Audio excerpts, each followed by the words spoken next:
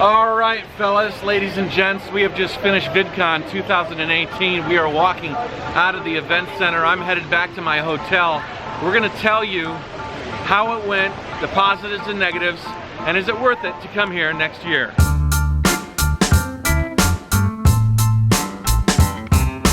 I'm Matt with the Jayoe Nation. I'm Reece Powell. I've heard a lot of negative press, right? We heard a lot of negatives about VidCon. We came here with open minds. Reece came here from the UK. I came here from China.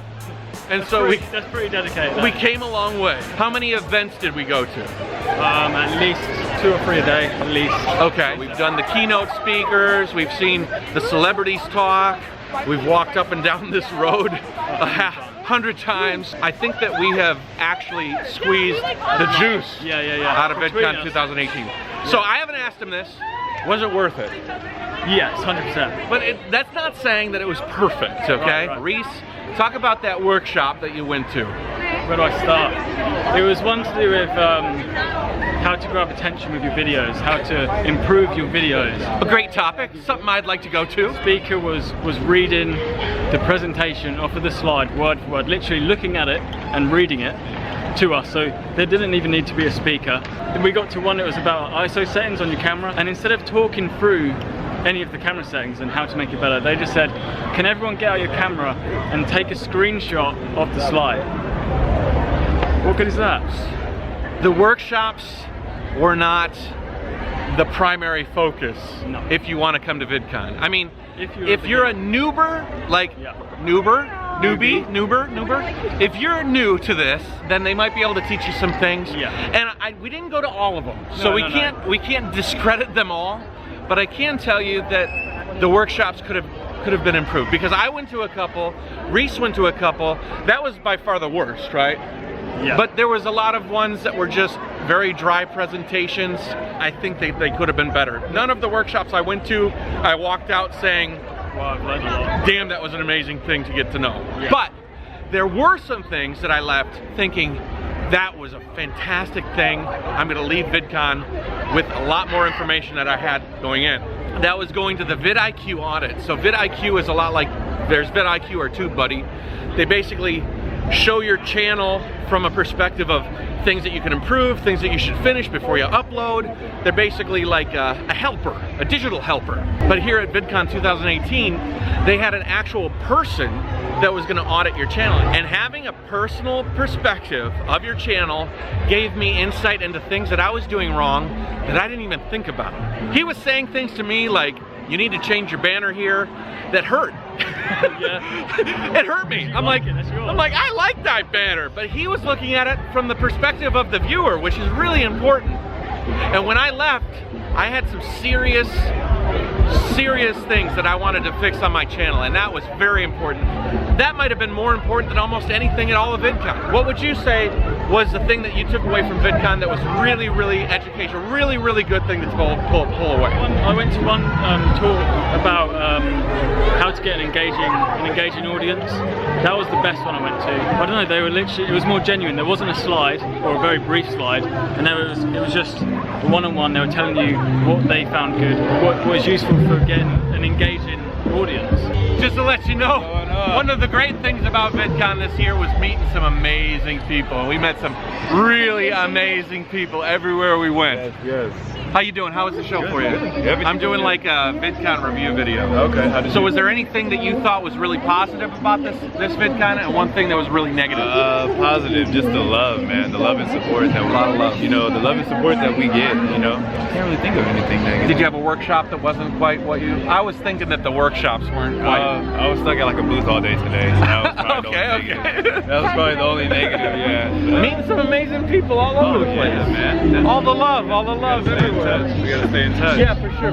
I'll let you know when your one-on-one is up. Okay, perfect. Okay, take it easy too, man. Sorry about that. Well, that was one of the most amazing things about this VidCon, is being able to network with so many interesting people, with so many interesting channels. Yo. I did not cue that up.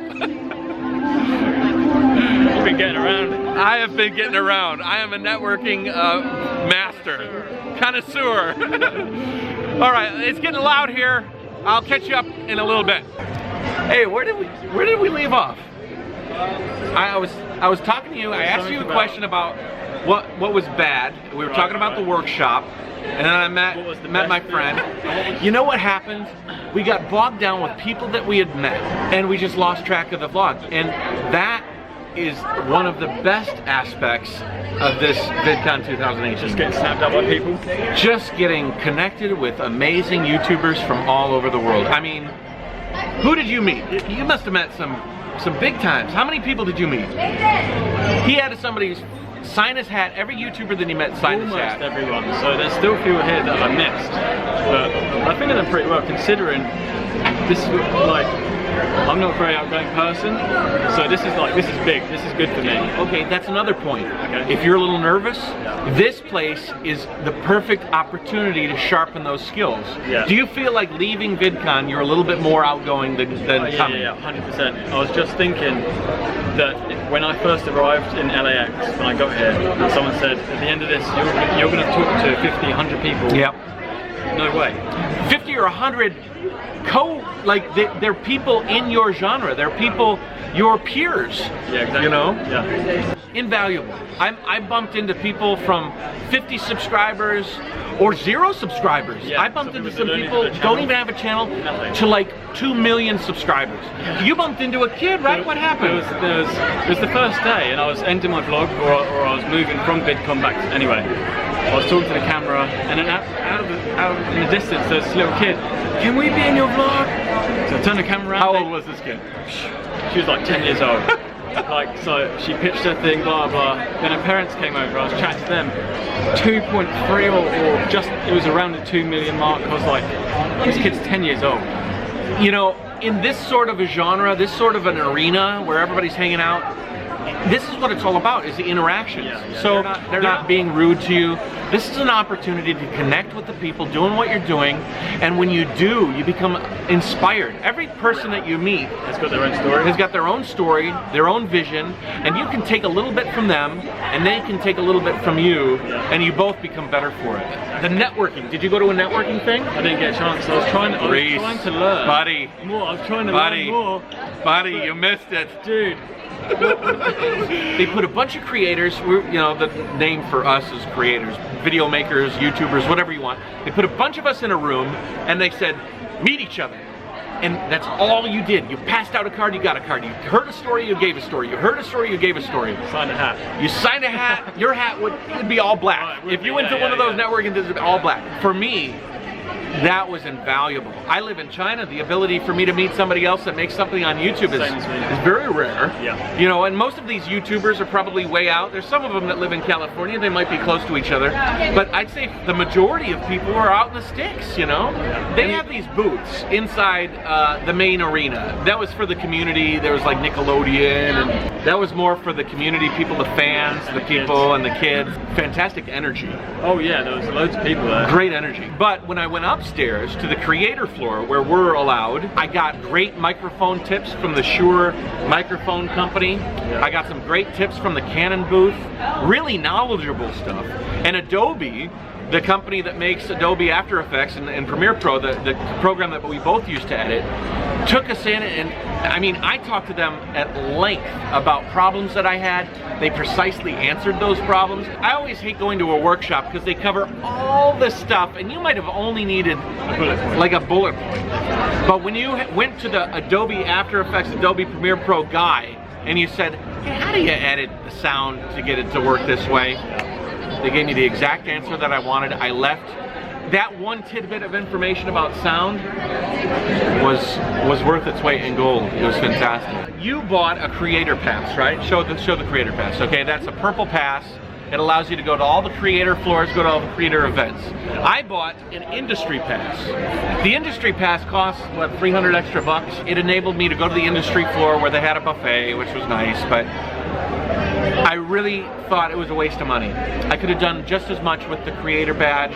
If you guys are thinking about going to VidCon 2000, whatever, in the future, get the creator pass. Oh yeah. It gives you just enough to have a very fulfilling experience without needing to overspend on something you might not need. So VidCon 2018 had a couple of negatives, but by far it was an amazing event. I'm gonna walk out of there meeting some of my favorite creators, personally meeting. I'm not talking about, like Casey Neistat, unfortunately I couldn't meet him face to face, but I met like 4 or 5 of my dream creators, and to me that is an amazing opportunity that I would not be able to do back home. I bumped into one as well today. Who was that? I bumped into Roberto Blake. Awesome. Yeah, do you remember Yeah. that video? Yeah. It's like one of my the top 5s of the big. For sure, you did it. You did it. That's awesome. That's awesome. He had a goal to meet a certain number of vloggers, not the Jayoe Nation. He didn't want to meet me. He kind of gave me the one of these. If you're thinking about going to VidCon 2000 in the future, XYZ, I say do it. Get the creator pass. Go out there, meet, greet. Along the way, you'll increase confidence. You'll learn a couple of things. Make sure to ask a ton of questions. If you have any questions, send them to me. I'll answer them. Anything you're wondering about the next few years. I'm actually going to try and become a speaker in the next.